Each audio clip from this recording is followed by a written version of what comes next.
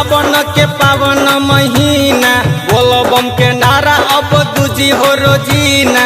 देवघर के बगरा बरसी सब दीना, रह नहीं पहिया भोला भंगिया के बिना। देवघर दूर बा जाए के जरूर बा, भोला जी के जलवा चढ़ावे के जरूर बा। आ गइल सावन के पावन महीना, बोलो बम के नारा अब दूजी हो रोजीना। देवघर के बदरा बरसी सब दीना, रह नहीं पहिया भोला भंगिया के बिना। देवघर दूर बा जाए के जरूर बा,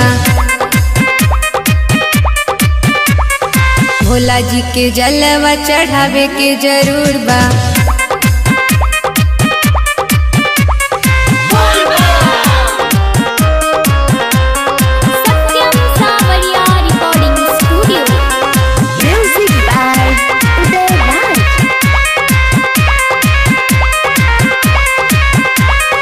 सुल्तानगंज से हम जलेवा भरा, जाके भोले बाबा जी के पूजवा करा।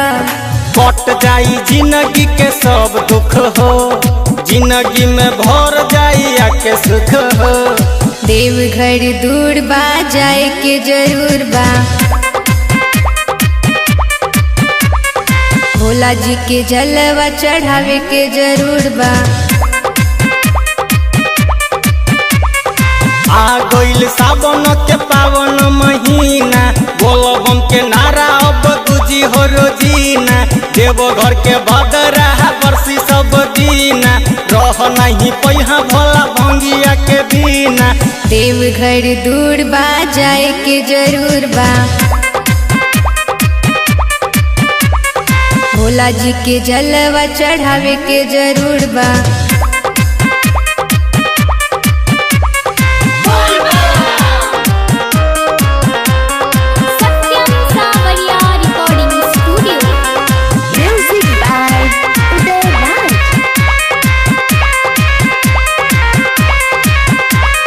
चंदन सतीश देखा जात बड़े हो, अथवा में कांवर लहरात बड़े हो।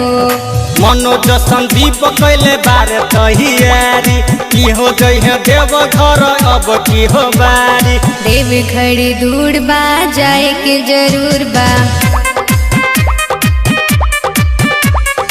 भोला जी के जलवा चढ़ावे के जरूर बा।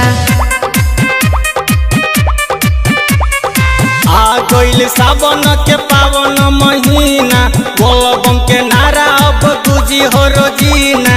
देवघर के बदरा बरसी सब दीना, रह नहीं पहिया भोला भंगिया के बिना। देवघर दूर बा जाए के जरूर बा, भोला जी के जलवा चढ़ावे के जरूर बा।